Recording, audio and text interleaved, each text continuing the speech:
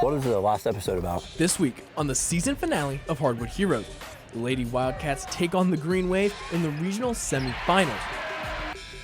Trimble and Federal Hawking play back-to-back games in the Convo. And we'll reveal our top 10 plays of the season. So get ready, because the hour-long season finale of Hardwood Heroes Starts right now!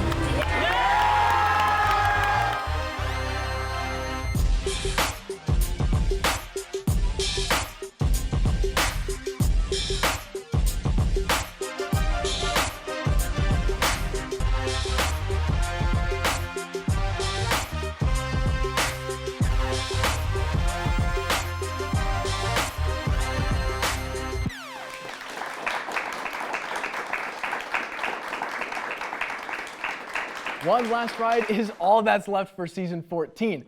Welcome back to Hardwood Heroes. I'm your host, Shane Scalfaro. And I'm your digital host, Tim Hanna. Thank you so much for joining us. We've got an action-packed episode ahead, and there's some special stuff planned, so let's take a sneak peek. Throughout the show, we'll be revealing the best that the TVC has to offer with our all-heroes teams for both the boys and the girls. But that's not all. We're going to take you through the future of the TVC with our all-futures teams.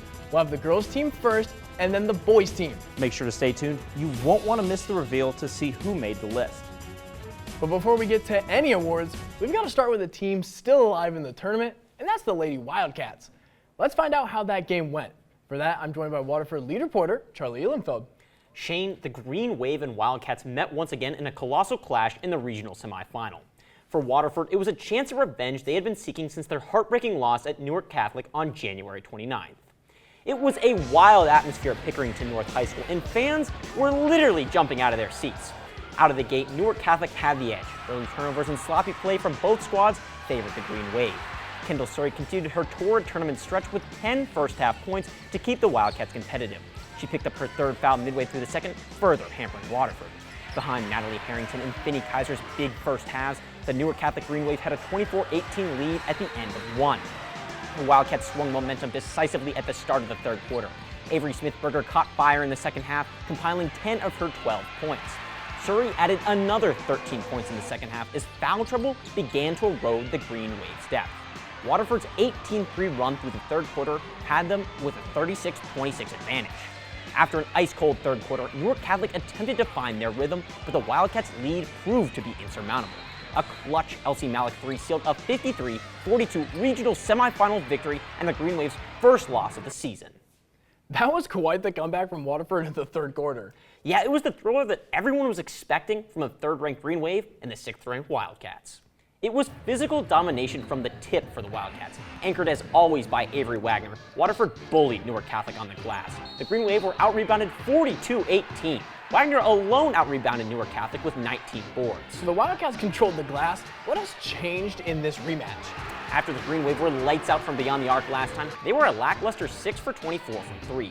Waterford's depth consistently breathed life into rotation, while Green Wave starters dropped due to foul trouble. A lot of the conversation about this tournament run has been depth. Who did Waterford lean on?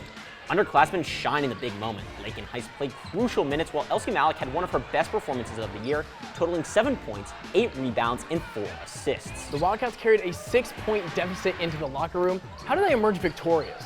It was a matter of playing the basketball they know they are capable of playing. The heart, hustle, and grit of this team was something that head coach Jerry Close was particularly proud of. We just got to fight. I felt like we got outplayed in the first half from a hustle standpoint. They beat us up and down the floor a few times, and they were getting loose balls and we weren't, and I think that was the difference in the half. So that third quarter, I think the roles reversed. The kids really responded to that message. Waterford now faces the second-ranked Berlin Highland Hawks, another monumental test for the Wildcats. Yeah, I can't wait. Should be a fun one. Thanks for the great work, Charlie. Even teams with superstars like Waterford get contribution from the younger players. That leads us to our first awards of the night. And you know Tim's in his favorite spot and ready to go. Yeah, Shane, it's time to hand out some hardware. This year, 5 young stars emerged as the future of TVC basketball, and some of these girls are already household names. It's time to reveal our Season 14 Girls All Futures team. The first player for our All Futures girls team is Alexander's Lily Ryder. The freshman guard received all TVC Ohio honors and was a primary driver to her team's success this season. She gets it done on both sides of the court, posting 12.4 points and 3.7 steals per game. She shows a special ability in the paint, collecting the second most rebounds on her team with 4.8 a game, and her hustle is infectious to her teammates. With such a young Lady Spartan team, Lily Ryder has proven to be a key piece of the puzzle moving forward. We welcome another Alexander Spartan to the All-Futures team with sophomore Kaylee Hudnall. An efficient offensive player not afraid of contact and a ball hawk on defense, finding the opening to swipe the ball, she gets active on both sides of the ball. Hudnall averaged 12.4 points per game and 3.4 assists per game. She also recorded 76 total steals on the season. The sophomore guard was awarded a spot on the All-TVC team, and after taking a leadership position, Kaylee Hudnall has shown how crucial of a part she plays in this team scheme. Next up is Federal Hawking freshman Brenly Cottrell. She's an essential part of this team, and it's easy to see why, as she was named to the district first team and was also Week 6 Hardwood Heroes Hero of the Week. Cottrell put up 15 points, 4 assists, 4 rebounds, and 5 steals per game. Her fast hands led to 107 deflections on the defensive end. While on offense, she shot 47% from the field. Cottrell led the Lancers to a 15-6 season, a sectional championship, and an appearance in the district finals. Next up for the girls' All-Futures is Athens' Ella Chapman. The sophomore point guard orchestrated the Bulldogs' offense along with Asa Holcomb, creating another consistent threat for teams to deal with. She had the ball in her hands all season, putting up 11.8 points on 36% shooting from the field. Along with her scoring, she grabbed 4.8 rebounds, dished 2.1 assists, and snagged 3.3 steals to keep the ball moving for the Bulldogs. She made the All-District team as a special mention and helped lead Athens to a dominant TVC Ohio title. And last, but certainly not least on the All-Futures team, is Trimble Tomcat Mackenzie Ng. Ng started every game as a sophomore power forward, and she knows what she's doing on the hardwood. She averaged 13 points and 11 rebounds per game, and she continued to fill up the stat sheet as the season continued. She was named to the All-TVC Hawking girls team and was crowned Hero of the Week during Week 3 of Hardwood Heroes. This girl is an absolute menace in the paint, and Ng will definitely be a player to keep an eye on in the future.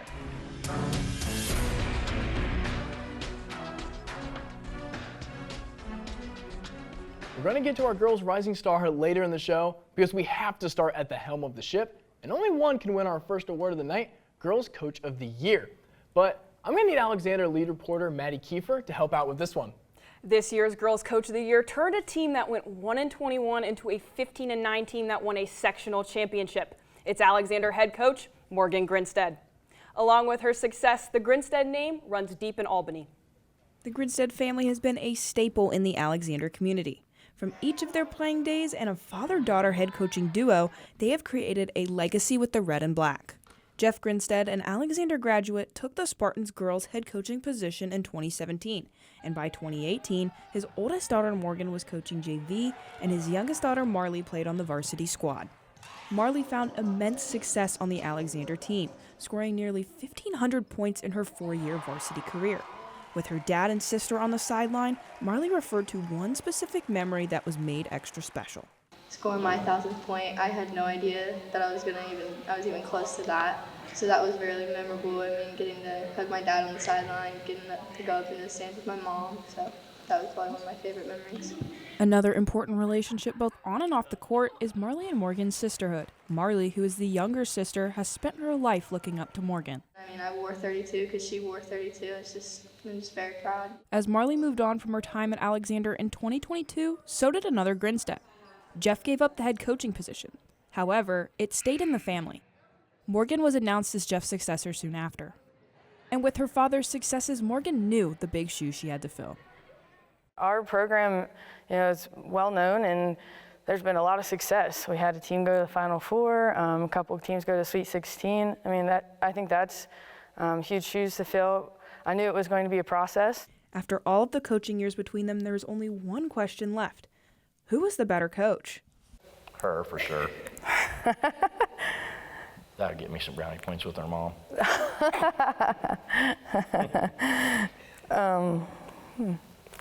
I'll say Dad, just to make it fair. The Grinstead legacy is continuing in Albany, where each member of the family has memories in the rafters of the alley. Whether it's a title or a place on the 1,000-point banner, they have all made their mark.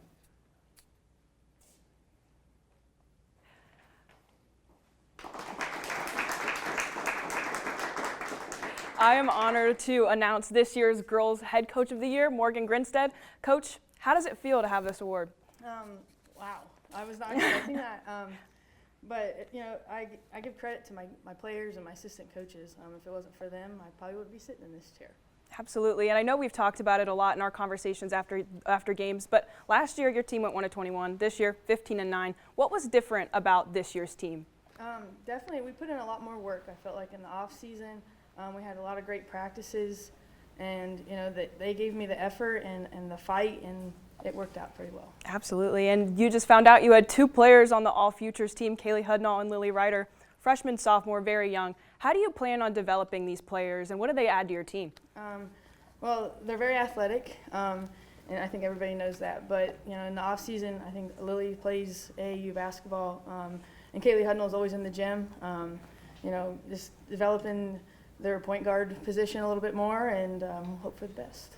Awesome. And while we were debating this award, a lot of our reporters said that you were the most engaged coach they saw on the sideline. What is it like to hear that? I guess good. I do like to, you know, I like to be calm when it needs to be, but I like to give them energy. I think they felt feed off of that. So, yeah.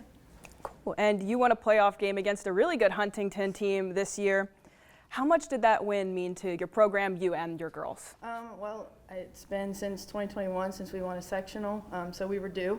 You know, I think, like I said, it's a step in the right direction for our program, and we strive to have wins in the tournament. So, absolutely. And when we first met this year, the first time we spoke at the Logan Gym in Logan High School, I asked you what your overarching goal was for the season, and you told me to win more than 1 game. You did that. You won 15 this year. What is your goal or your overarching, you know, what you're looking for going into next season? Definitely keep winning, you know. We want to keep getting better every day and maybe get 16 wins instead of 15 next year. Awesome. Well, again, thanks, Coach, for coming out. And I am honored to name you the Girls Head Coach of the Year for the season. Thank you so much. I really appreciate it. Thank you. Back to you, Shane. Thanks, Maddie. And while the season may be over for most teams, that doesn't mean there's nothing for players to do in the off-season. For one Eastern Eagle, they aren't content with staying on the couch. But I'll let Eagles reporter Stephen Caroli take this one. Thanks, Shane. According to the National Federation of High School Sports, 10 to 38% of teenagers who play sports only specialize in one. This can lead to injury or mental burnout. But at Eastern, sophomore Ethan Edwards soars in 3 different sports. Edwards of Eastern High School is an example of a high-level multi-sport athlete. At Eastern, Edwards is the quarterback of the football team during the fall, the point guard of the basketball team in the winter, as well as the shortstop and pitcher for the baseball team in the spring. According to NFHS, 94% of high school coaches believe that a variety of sports will increase a student's athletic ability. Eastern's baseball coach, Chris Stewart, believes that playing multiple sports can also help an athlete's mental strength. I would much rather have a kid, to be quite honest, who has had to stand on the free throw line at the end of a basketball game with the crowd all, you know, just screaming at him. The pressure is on him, and he has to win the game with these 2 free throws. I would rather have that kid in the batter's box for me. Edwards prefers not to specialize in one sport. This is because of his love for all 3 sports and the friendships he's made along the way. I mean, I just love every single sport that I play. So, I mean, you know, I'll have one friend play one sport and then I won't be able to see him in the next season. So, you know, just being able to see all my friends in every single sport that I play is really nice. Another benefit of being a multi-sport athlete is that certain aspects of one game can translate to another sport. Edwards highlights that being a pitcher on the baseball team translates on the gridiron. Being a pitcher and a quarterback, I mean, just the arm slot's a little bit different, but I mean, working your arm out in off season for baseball would be like throwing a football and vice versa, so it is really nice. In all 3 sports, Edwards plays very important positions, but he approaches each with a unique leadership style. Ethan is he's a quiet leader. I mean, the kids I think look up to him because they see him as capable, right, physically and athletically. He's not going to be the guy that rah-rahs everybody together, and so it's a different style of leadership. Playing 3 sports requires a lot of time with small breaks between each season, but Edwards is willing to sacrifice. It takes up a lot of time, and I mean, I'm willing to make that sacrifice because of the enjoyment from the sports. Edwards will continue to excel in all 3 sports because of his determination and love for the game. Hey, let's send it, guys. 2 for 2. I'm gonna beat you. Shane, I cannot wait to see what Ethan Edwards does in a multitude of sports going forward. Yeah, I can't either. Glad we get to follow him in 2 of his 3 sports. He's only going to grow as time goes on. Thanks for the great work, Steven. Ethan Edwards was one of our many young players to light up the Hardwood this season. And that means Tim is back to give us our next team. Man, Shane, putting together this team was one of the hardest decisions we had all season long. And with so many young stars making their names known, the future of TVC basketball could not be brighter. So it's time to find out who made the cut and reveal our Season 14 Boys All Futures team. Off the All Futures team is next freshman Reed Brenniger, who showed out in his first season. He's a playmaker who could get open with ease. When senior Braylon Harrison went down early in the season with an injury, Brenniger became the #1 option and excelled. He put up 14.5 points a game, shooting 52% from the field. Not to mention he was a defensive stalwart, averaging over 2 steals a game. Brenniger has 3 more years to develop to become a monster in the TVC. Unfortunately, his season was cut short due to injury, but that can't take away from his campaign. Next up for the All Futures team, we have Eagles guard Ethan Edwards. Edwards was an anchor on defense, tasked with guarding the opposing team's best player. Edwards is a first one in, last one out type of guy, and does all the dirty work for the Eagles defense. His hustle is an underrated part of his game. He also excelled at finishing at the basket, being the commander of the Eagles offense. The sophomore's numbers don't jump off the board, but his presence as a strong locker room leader and two-way slashing guard will be pivotal for Eastern going into his final 2 seasons. Next on the All-Future Boys team from the Nelsonville York Buckeyes is sophomore guard Alec Thompson. In his first year playing varsity, Alec Thompson proved that there's a lot to look forward to in the next couple of seasons. Thompson made outstanding plays all season and was a huge part of the Buckeyes' success this year. He averaged 8.6 points per game on 47% shooting from the field, while also grabbing 3.2 rebounds and dishing out 2.6 assists per game. Alex looks to fill some big shoes next year as senior guard Keegan Swope graduates. Thompson will become a more primary ball handler and a scorer for this Buckeyes team. Next up for the Boys All Future team, freshman guard Brady Jasek from Trimble. Jasek led the Trimble Tomcats in points. The freshman averaged 10 points, shooting 41% from the field. He dominated on both sides of the ball, averaging about 4 rebounds along with 1 assist a game. Jasek was a 6th man at the beginning of the season, but eventually found himself in the starting 5 in the late stretch. He will be a huge asset to this team next year with Trimble losing 6 seniors. Brady Jasek will look to keep the Tomcats in the right direction with seasons to come. Head coach DJ Cunningham's ultimate warrior Finn Pennock burst onto the scene in his freshman season. With a combination of grit and energy, Pennock effortlessly stepped into the big shoes of Gabe Ponchak. With averages of 7 points and 3 assists per game, Pennock carved out an integral role as a member of a Waterford squad that earned Coach Cunningham his first tournament win. Pennock's signature performance came in the sectional finals where he helped secure the title behind a 14-point, 10-rebound double-double to put away Southern. It was an excellent season for the freshman point guard.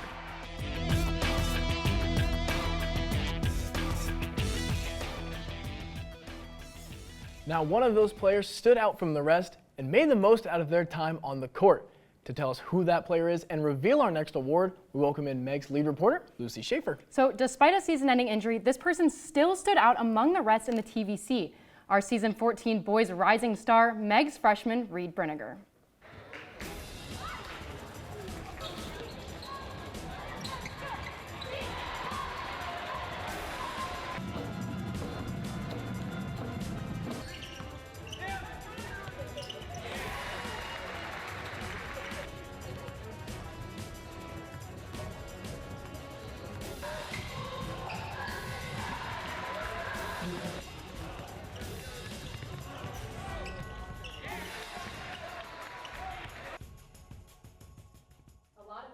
For this young star, but this award speaks for itself. We're excited to welcome our Season 14 Rising Star, Meg's freshman, Reed Brenniger, to the show. So, Reed, thank you so much for joining us. Thank you. Considering you played a little over half of a season, what does this award mean to you, and who would you like to thank? It means a lot. It's greatly appreciated. I just want to thank my coaches, my teammates, and my family, and it's just an honor. Absolutely. So we'll start with something sweet and simple. What's something that you really enjoyed about being a part of this team this year? Something I really enjoyed was probably my teammates. They're just always keeping me going forward and really just bring me up on the hard times. And I also want to thank Coach Hill as well. Outstanding coach, obviously got Coach of the Year, and just want to thank all my teammates and coaches. And then your teammates obviously talk really highly about your leadership style. What did that mean to you? How did you form those bonds with those guys and lead them through challenges this year? It just means everything to me. I mean, especially when I got hurt, I had to just keep them up in practice and keep them up in the games, bring the intensity, and just be a supportive teammate. Yeah, and we talked with Coach Hill towards the beginning of the season. He was telling us that when you guys were on your 13-game win streak, he sat you guys down in the locker room, and he was talking about why this was so fun for you guys. He was expecting everybody to say it was because you were winning, but your whole team pointed to you. What does it mean to have those bonds with those guys at such an early age? It means everything, especially when Braylon got hurt. I knew I had to just step up in his place and just had to do what I had to do. Yeah, we talked about a month ago regarding your mentorship from the sidelines. How important was that to the success of your team and staying present for them? It was really cool. I mean, it was awesome. Just amazing. Yeah, and we're all excited to see you take the court once again. What is something that you're looking forward to about next season or hoping to accomplish? Definitely winning TVC and making it to the Convo. Just having a better season than last year, and that's what I want to do. For sure. We really appreciate you being here, Reed. Yeah, thank you. This is for you. Congratulations. And we look forward to seeing what you're going to do next season. Thank you. Now, Shane, behind every good player is a good coach. Yeah, I'm going to need you for one more award, and the next one is going to prove your point. Behind young stars like Reed and Megs' first winning season since 2019 is our Season 14 Coach of the Year, Jeremy Hill. Jeremy Hill began his coaching career at Megs 6 years ago, but his time on the sidelines goes back to the year after his own basketball career concluded. My playing abilities weren't good enough to get to the next level, so the next best thing is to be able to coach the sport. And Coach Caldwell asked me to coach his freshman basketball team my first year out of high school, so I thought that was an honor. Hill's love for basketball stretches far. Following his 9-year residency in Fort Lauderdale and coaching a women's community college team, Hill moved back to Southeast Ohio and shifted his focus back to the high school level in Reedsville, then in Pomeroy. And for him, coaching basketball goes much further than making plays or being in charge. Wanting them to adhere to team roles and to a team concept and to, running and executing a play correctly. There are everyday life skills that you're trying to teach and the importance of them. Life for Hill and his family revolves around sports and each other, and he wouldn't have it any other way. It's wonderful to be at the game and to look up in the stands and to see your wife, see your daughter cheering, see your son down on the sidelines with you. So family is very important to me. It's clear to see that the Megs Marauders are nothing short of dedicated, and that value is consistently instilled by their head coach. But whatever they're committed to, I don't care if it's weed eating grass or if it's mowing a lawn or if it's making your bed, do it and do it right. Hill stays firm that being involved in sports creates relationships and experiences like no other. It brings together and makes a bond like that you have with your immediate family. Those are lasting impressions that I'm going to have of my time at Megs. We are pleased to welcome Megs head coach Jeremy Hill to the studio. Coach, thank you so much for joining us. Congrats on an amazing season. So let's get started. Talk about the Marauders. Absolutely. So this season was really unlike any other that we've seen before. How did you and your guys navigate through all of those untimely injuries? Well, I had a great coaching staff that helped me along the way, and when you have great players, it makes navigating those adversities that we faced all season along with the injuries and things. The old cliche is, the next man up, and we were able to go down the line, and we always had another guy pop up in there and perform just as well as the one before him. Yeah, and your Week 4 win at Alexander wasn't as sweet as it could have been. It broke a 2-game losing slump. However, Braden Stanley got re-injured in that game. It's clear to see that everybody on this team functions as a family. How do you work to promote that environment, and how important are those relationships? Well, kids, you're only as good as your kids buy into the system. And one of the things we preach is for our kids to buy into, it's more about the we than it is the me. And when they do that, you're going to have success. And this year's ball club, from the very get-go, bought into what we were trying to teach and what we were preaching, and the success speaks for itself. It's a good situation to be in when they buy into a team concept. Yeah, and you've been coaching at Megs for 6 years now, and you've been with guys like Braylon, Braden, Griffin, and Conley for all 4 years. What kind of growth have you seen from then on and off the court, and how do they impact this team? Well, we always speak to our freshmen about the fact that the 4 years that you're going to be here is going to go by quicker than you think, and that at the end you're going to need to look back and see what type of legacy you've left on the basketball program. The 4 gentlemen that you just mentioned, they have left a legacy of leadership. This year's ball club, all the way down to the freshmen, even the freshmen rose to the occasion of being a leader, but they learned from those 4 seniors the leadership qualities that they needed to have success.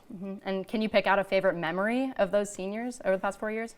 Well, you know, this is not a good memory for most people, but my father caught a picture of Braylon, Braden, and Reed all walking off injured.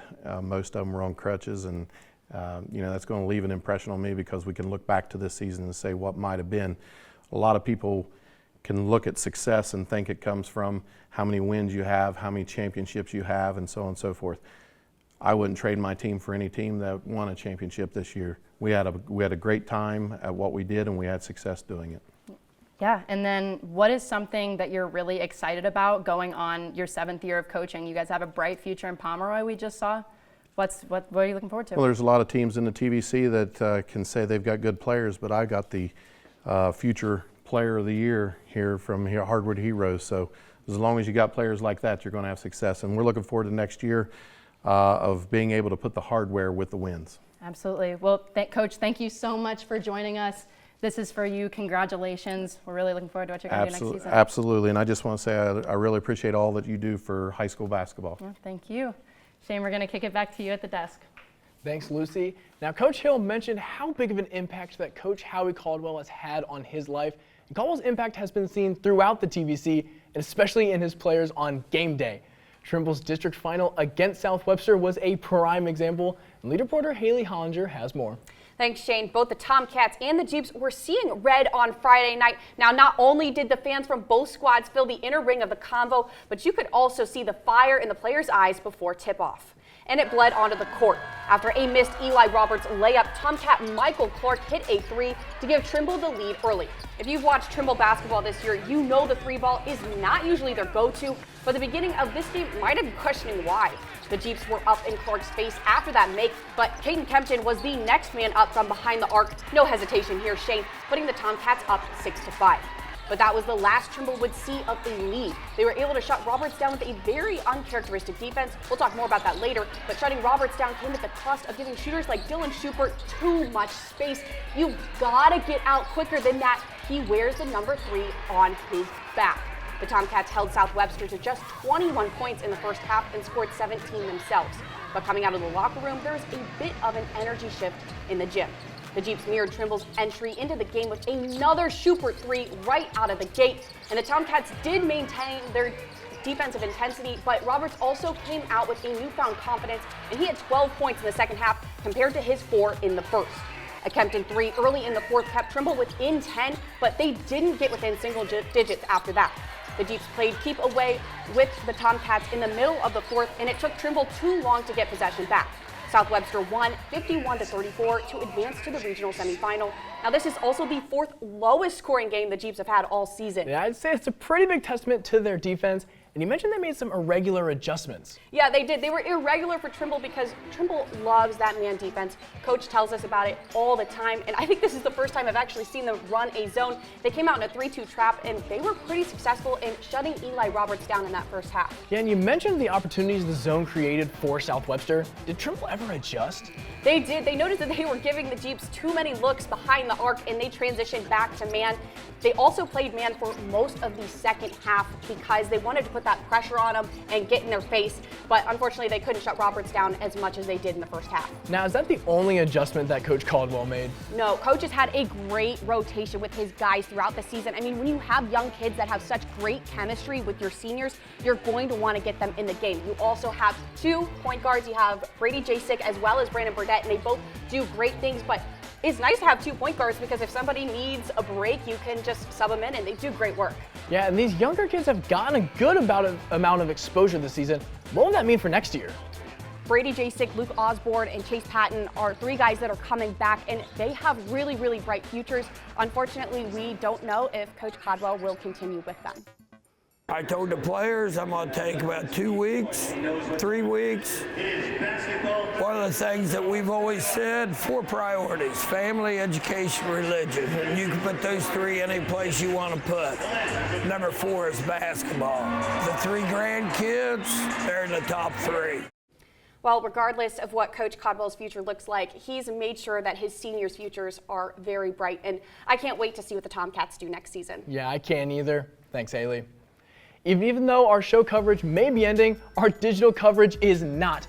The Lady Wildcats still alive in the tournament and will follow their path as they continue.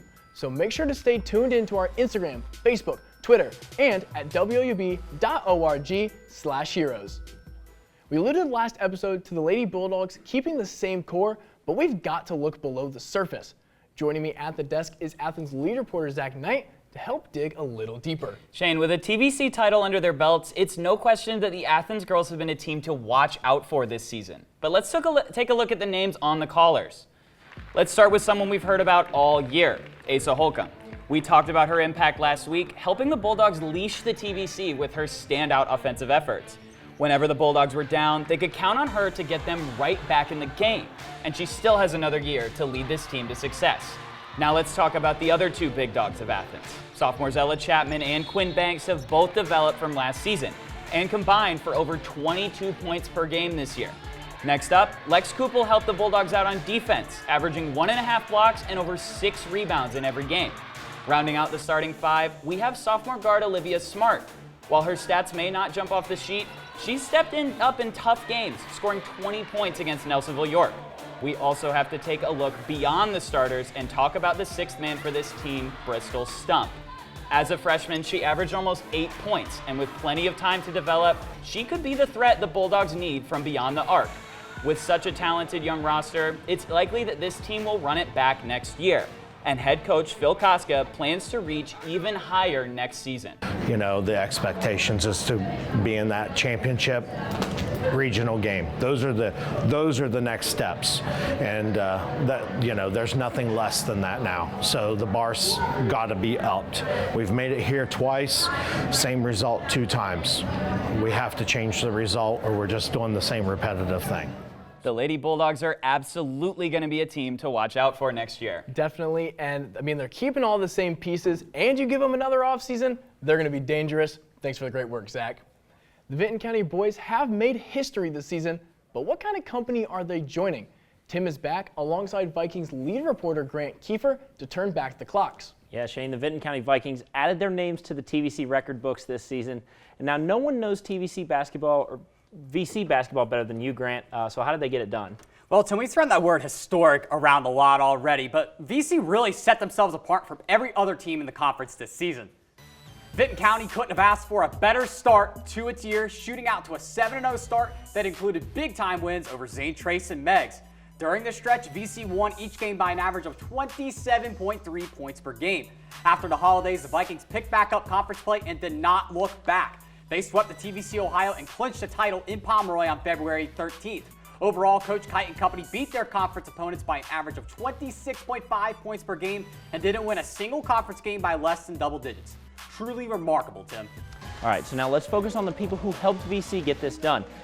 This team has 9 seniors and no shortage of talent. Who caught your eye?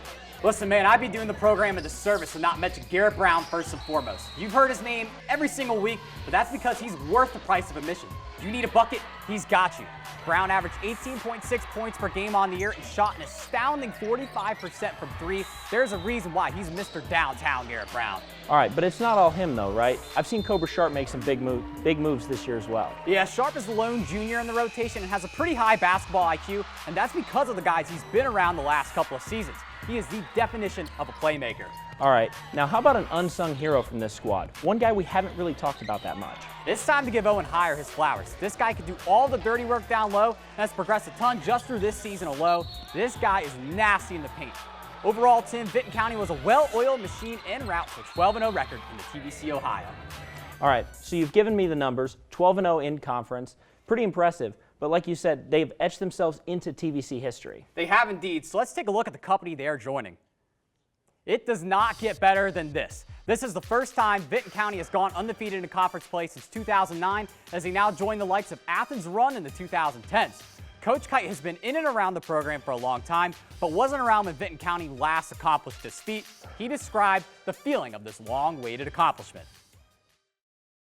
Anytime you can run the table in your conference, every conference game's a tough game just because, teams know you so well. They see you twice a year. Coaches kind of get familiar with each other, and, you're going to have off nights throughout the year, and our kids just overcame all that stuff and got the job done. Tim, what a ride this was for VC. It was awesome to watch them progress throughout the season and bring home some hardware in the process. Yeah, I couldn't agree more. It was awesome to see them do that this year. Definitely something that we'll talk about for years to come. Thanks, guys. Now, no team is complete without some veteran leadership, players who have played great basketball week in and week out. And the boys have so many players that fit that mold, and they prove it on the court. It's time to announce our Boys All Heroes team. Kicking off the All Heroes boys team is Federal Hawking senior Tarek Cottrell. He is the backbone of the Lancers' success this season and put up impressive stats all year long. Cottrell averaged 23 points, 4 assists, and over 3 steals per game while shooting 43% from the field. Another strong campaign led him to winning his second consecutive District 13 Player of the Year award and is on the All Heroes team in back-to-back years. Cottrell was the Week 6 Boys Hero of the Week after his 25-point, 7-assist performance against Glenwood. Next up is point guard Keegan the Gator Swope out of Nelsonville, York. The senior guard was firing on all cylinders this season, and he reaped the rewards. Outside of his All-Heroes team spot, he landed himself on the All-TVC Ohio team and won TVC Ohio Co-Player of the Year. Swope averaged 17.5 points, 7.4 rebounds, 5.5 assists, and 4.4 steals per game. His impressive play led the Buckeyes to a 15-8 record, and his presence will sorely be missed in Buchtel. Up next, we have Vinton County senior Garrett Brown. Brown was named the TVC Ohio Co-Player of the Year this season. On top of that, he led the Vikings in scoring, adding an average of 18.6 points a game on 47.4% shooting from the field. Mr. Downtown himself was a threat from beyond the arc. He knocked down 58 shots on 45.3% shooting from three-point range. His efforts led the Vikings to a perfect conference record and a third straight TVC Ohio title. Coming in next for the Boys All Heroes is Lancer senior Andrew Earhart, a name I'm sure you've heard before, averaging 20.5 points per game, 5.5 boards per game, and 2 steals per game, all while shooting 43.4% from the field and 41% from behind the arc. One of the best marksmen in the TVC, Earhart made the District 13 Division IV first team, joined the 1,000 Career Point Club, was a 2-time Hero of the Week, and broke the Federal Hawking single game scoring record. 17.8 points, 2 assists, and nearly 2 steals a game on 43% shooting. It is not a surprise that Jared Armstrong scored the most points in Waterford basketball history, breaking a 49-year record. Armstrong proved to be one of the best guards in the TVC with his ability to knock down shots from about anywhere. His talent on the court created some phenomenal performances, like his 40-point game against Williston that crowned him the Week 4 Hero of the Week, leaving no doubt that Armstrong would be included in this year's All-Heroes squad.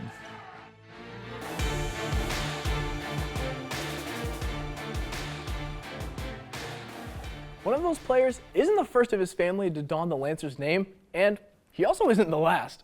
I'm joined by Federal Hawking lead reporter Gavin Carrick to take a closer look at the Cural family. Yeah, Shane, if you've seen Federal basketball in the past couple of decades, you definitely know this family name. Federal Hawking reporter Josh Renner has the story. The name Cottrell runs throughout Federal Hawking basketball. Amos is the head coach of the Lady Lancers and played for Federal Hawking during the late 90s and early 2000s. His wife Beth was also a standout with the Lancers during the same time period. Now, their children carry on that legacy. Their son Tarek is now the Lancers' all-time boys leading scorer, and his sister Brenly led the girls to a district championship appearance in just her freshman season. One thing is clear, this family can ball. It's really exciting just to, to be homegrown and to know that, they've stuck it out and had opportunities to go other places, but, they always wanted to play here where Beth and I played, and it's just really exciting to watch both of them now at the high school level. Although Amos is now the girls' coach, he also coached Tarek before he got to the high school level. Let's just say, it's a little hectic to have Dad playing both roles. It was all right. Definitely now I'm glad that he's not my coach because it's a lot of arguing and just competitive. Like, hard seeing him being my dad and my coach at the same time. My sister does a way better job than me. It's just something we have in common. We can always talk about it and then go to talk about something else. It's just nice having that connection because he's always there. It's really amazing just to see the growth and just to see how they play on the floor. They have such a calm presence about them, which I contribute most of that to my wife. That's her and them. This being Brenly's first year and Tarek's last year, one of their favorite moments as a group was Tarek's senior night. It was great. I picked those people to walk with me for a reason because they've always been here for me. So, and it's great. It's definitely sad, but I mean, it's part of life. So. Well, I probably almost cried, but I didn't because I was looking at the floor. But just I don't know. I've been here this whole life. The Cottrell name carries a lot of weight, and leaving a legacy is something that Amos preaches as both a dad and a coach. And that's something we've talked about, and I remember the interview talking about, coming in the doors and looking up at the banners and just how important that is to leave a legacy, and it's something that, they're always going to remember. Reporting for Hardwood Heroes, I'm Josh Herner. I mentioned girls rising star earlier, but Gavin, I think we should announce that alongside our boys player of the year. Shane, let's do it. While they were not able to join us and sit down with us today, I had the chance to catch up with both of our award winners earlier this week. It's Tarek and Brenly Cottrell. I'm now joined by girls rising star Brenly Cottrell and boys player of the year Tarek Cottrell. Guys, thank you so much for being here. You're welcome. So Tarek, we're going to go ahead and start with you first. Of course, you're probably one of the best boys players in Fat Hawk history. What does winning this award mean to you? Definitely very thankful for winning this award. It means a lot to me. These past 4 years, I couldn't have done it without my teammates as well. So this award is what I've worked for. So. And then Brenly, for you, what does winning this award mean to you personally? It means a lot to me. I'm very grateful just to have the opportunity to be able to get it. And then Tarek, we'll go back to you. What has it meant to be a part of Fat Hawk these past 4 years? It's been a very good experience my past 4 years. We've won a lot of games, won a lot of titles. I've won 8 titles between sectionals, districts, and TVC. Hoping to win another one tomorrow night. But just the crowds, the family atmosphere, all my teammates, it's been a great experience for me. Yeah, and then Brenly, going back to you, you've had to step up into a big role as a freshman. What does it mean to play such big minutes and starting on the varsity level as a freshman? I think the main thing for me is just that my teammates trusted me and the coaching staff. I don't think I could have done it without them just having the trust in me to play that role. Yeah, and so Tarek, you touched on there that game tomorrow. It's a huge, huge game. What does it mean to once again be playing back in the Convo, but also be back playing in that district final game? It's school history. A team's never went back-to-back to the district final. I'm hoping to win, of course, but it's definitely going to be a good game, and I'm excited to play. And then Brenly, for you, how have you adapted your game, coming from middle school, going into varsity in high school? How have you seen your game adapt? Like I said at the beginning of the season, playing a lot faster, and I think this year I just had to be more mindful about what I was doing than middle school, obviously. And Tarek, what have been some of your favorite memories from Fat Hawk? My freshman year was winning a sectional title. That was really cool. My sophomore year, when we won TVC on a half-court buzzer beater, I hit 10 threes in a game versus Athens. That was really cool. Obviously, last year when we won the district title, that was a great experience. This year, scoring my 1,000 points and watching Andrew score 1,000 points was really cool, even though I didn't get to play in that game, but it's really cool to witness that. And watching him score 46 versus Trimble on senior night, that was awesome. Yeah, so you mentioned Andrew. You guys have such a close bond. What is that bond between you two like? It's great. Me and him have been partner in crime since we were in elementary school and playing at the YMCA in Parkersburg. We've always been great teammates. I always know where he's at on the floor, and it shows on the court. And then Brenly, for you, the girls team seems so well connected. Obviously, your dad also helps with that. What is the vibes around the girls team and how closely knit you guys are? We're all close. We all get along, and we can go at each other in practice, and then right after we'll be just fine. And that's nice to have girls around you that want to be better and want to make you better. And then we'll go ahead and go to both of y'all. What is it like having your siblings watch you and your parents watch you at your games? My sister watched me. I think she's learned a couple of things from me these past couple of years, and then hopefully Talon catches on. Hopefully that he could pass me up whenever he gets in high school. That'd be a great thing to witness. And then Bradley, for you? Tarek and Talon, it's nice having them around. Obviously my two brothers. Talon, he's going to be really good when he's older, and watching Tarek, it's been pretty awesome. Awesome, guys. That's it. Thank you guys so much for joining us, and once again, congratulations. Thank you. I'm happy we got to hear from them. And Tarek mentioned the Lancers district finals game. This isn't the first time they faced off with Fairfield. Yeah, that's right. These two played in late December, where Fairfield took the win 60-47. But this game was played on a much grander scale. Let's take a look into that game. The Lions beat Fedhawk by 13 last time out, and a couple things really jump out at you. One thing is that Fedhawk did not break 50 points, something they have been held to only 5 times this season. The other, the defense did not step up. They allowed 60 points for the 11th time on the year, something completely different from what we saw last season. The convo is once again our backdrop for this district final contest. The Lions get going straight from the tip, with Caden Miller laying it in for the first points of the contest. Fedhawk then got going right back, with Tarek Cottrell stepping back and draining this midi. The end of one finished 14-10 in favor of the Lancers. Fedhawk then picks up right where they left off, as Cottrell then swipes up this ball and puts it up and in for the bucket. The Lancers were up 3 at the half, 26-23. Fairfield's Larkin friend then took over, finishing with 22 points, 7 assists, 12 boards. This guy was nuts all night. Skip forward to middle of floor, Lancer inbound on the baseline. Mo to Evan, and then back to Tarek.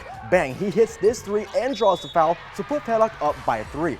1:22 left in the game now. Griffin Friend misses the 3, but then Larkin gets the board, puts it up and in, and 1. Fairfield grabs the lead back. 15 seconds left. Cottrell takes the ball up before, drives to his left, passes it back, but misses Dylan Haynes, putting the dagger in the Lancers season. Fedhawk dropped this one by a final of 52-56. Gavin, not the finish that Lancer Nation wanted, but what a season regardless. Shane, I could not have said it better myself. Getting back to the district final is a testament to this team's character. Back-to-back seasons of reaching at least the district final is nothing to be ashamed of. You could tell how close-knit these Lancers were all season long, and that carried over to the court. Leading the Lancers, 2 guys we've talked about a lot, those being Tarek Cottrell and Andrew Earhart. Having the 2 highest leading scorers in school history on the floor at the same time was massive, and they were the 1-2 punch for the Lancers. The duo showed their chemistry week in and week out. If Tarek was having an off night shooting, Andrew had his back, and vice versa. These two have been inseparable since they were young. They always know where one another is, and they never miss a beat. So you talked about the 1-2 punch, but some other players made big impacts as well. We've got to round out the other 2 seniors who really took this team to that next level.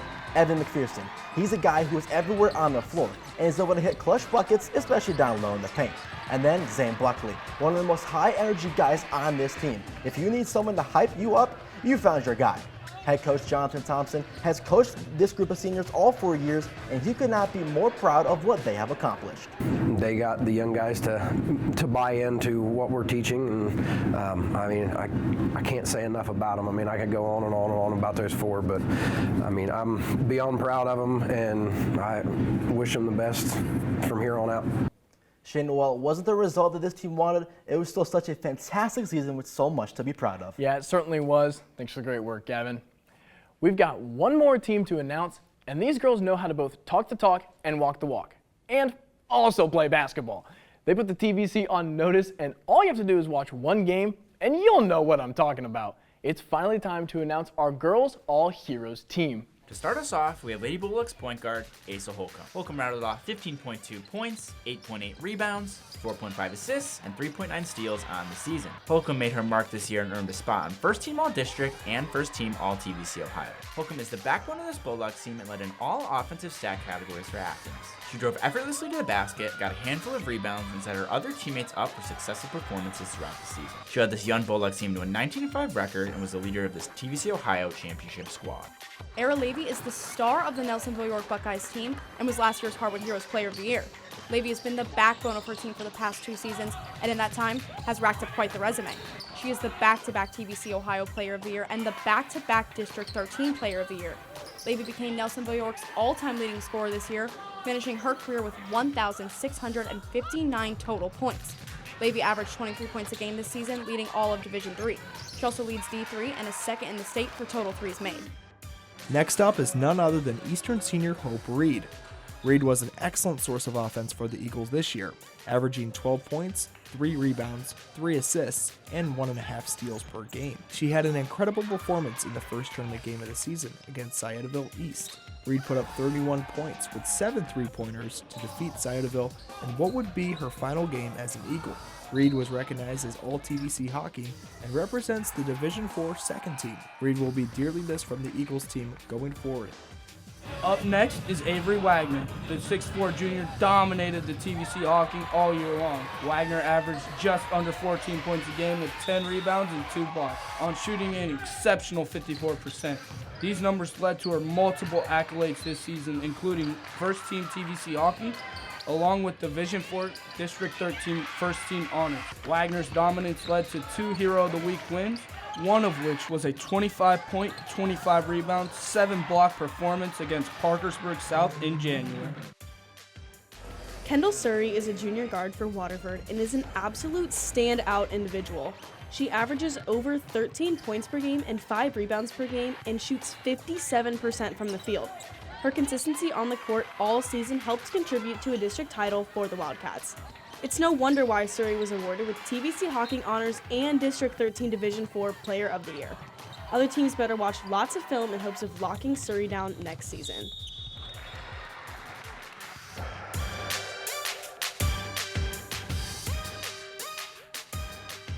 We've got a great list of players, but only one can win our last award, Girls Player of the Year.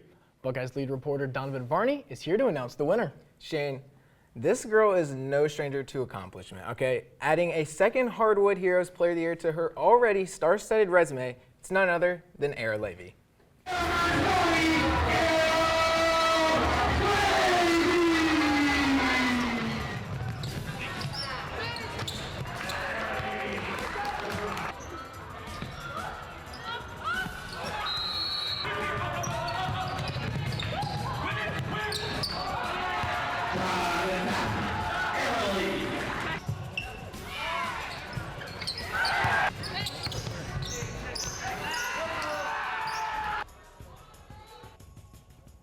With that, I'd like to welcome the Hardwood Heroes Season 14 Girls Player of the Year, the Buckeyes' very own Era Levy. Thank you. Era, thank you so much for joining us in the studio. It's hard for me to talk about you and your career without talking about all of your milestones. And for starters, back-to-back District Player of the Year, back-to-back TVC Ohio Player of the Year, and now back-to-back Hardwood Heroes Player of the Year. What's it like to win all these milestones back-to-back? For sure. You know, I'm very honored. Just happy to see all the work I put in, you know, be recognized. And I couldn't do it without my team and my family and all my friends that support me. Yeah, it obviously took a lot for you to get to where you're at. Tell me a little bit about your journey getting to where you are today. For sure. A lot of work in the off season, for sure. I'm always in the gym. You know, my brother has been in the gym with me a lot too. I've always had people, you know, there to push me. Obviously, my dad and my family have been there to push me through everything. I've had great teammates and coaches throughout the past years, so definitely very happy about that. Yeah, this year you broke the Nelsonville York all-time leading scoring record. What's it like to not only have your community and your school behind you, like just to have everyone's support throughout that? For sure. It's very nice to have a really tight-knit community. I know that they'll always have my back, and, you know, they're all so proud of me, and it's just amazing having people there for me. Era, we've all seen you play. We know you can score from all levels of the court, but 9 threes against Megs earlier this season, I mean, come on. That's pretty serious stuff. And that's just a fraction of your 233 career threes. I hear both of these are up for OHSAA records. Tell me about that game, and what's it like to be considered for a state record? For sure. You know, going in, TVC game, obviously, pretty big expectations. Want to go in and win that. I've always played good at Megs, not really sure why, but definitely good to get those in the state record books. Very proud of all the hard work I put in. Yeah, earlier this year we talked about, you know, you and your brother, your guys' relationship, you know, as he's a freshman coming up into his Buckeye career, and your door has closed on yours now. Tell me what it's like getting to watch Gavin play. For sure, yeah. Definitely getting to watch him this season, kind of heartwarming. That also makes me a little sad that I'm going to have to leave him behind. I won't have much time to watch him next year and the years to come, but I know he has big shoes to fill, and, you know, he's going to do great, and I'm so proud of where he's at. Yep. And Era, just tell me a little bit about, you know, your dad. He's been a coach for you all these years about your relationship with him? For sure. You know, we're always going to butt heads sometimes, but there's no one else I'd rather have on the sideline than him.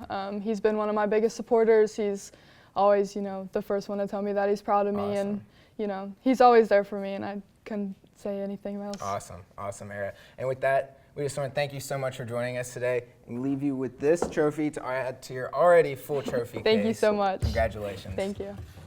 Now, we're going to give it back to Shane here. Appreciate it, Donovan, and I've got Tim with me. With all of our awards wrapped up, we have one more thing to do, and I know I've been excited for this one. Yeah, we had an absolute blast putting together our top 10 plays of the year, so why don't we take a gander? Starting things off at number 10, it's a block party in the alley. McKenna Moore is going to get not one, but 2 blocks on Wellston's Maddie Boggs, starting things off a great way.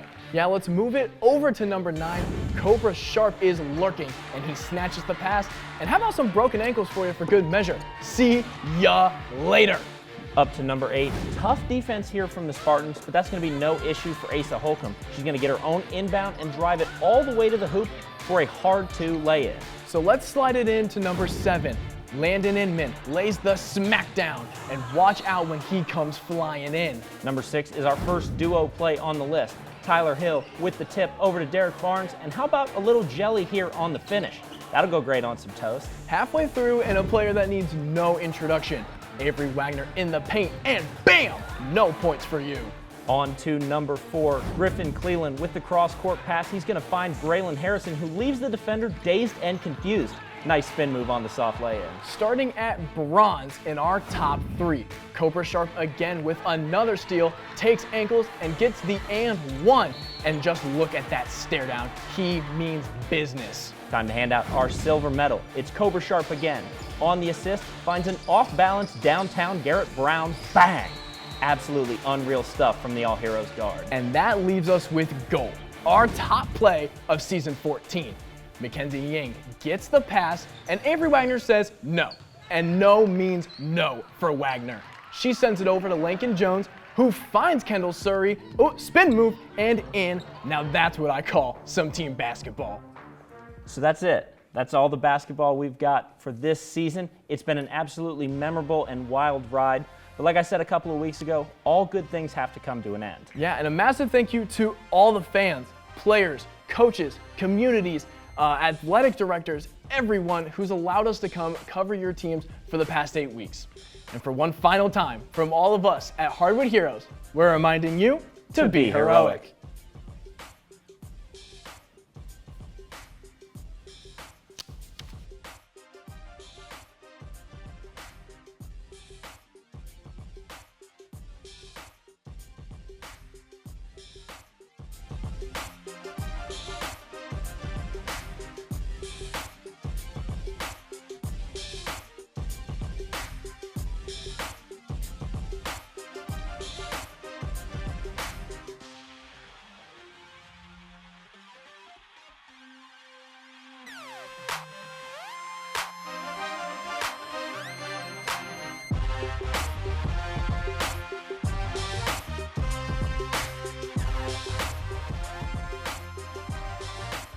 So it's like, we'll be doing,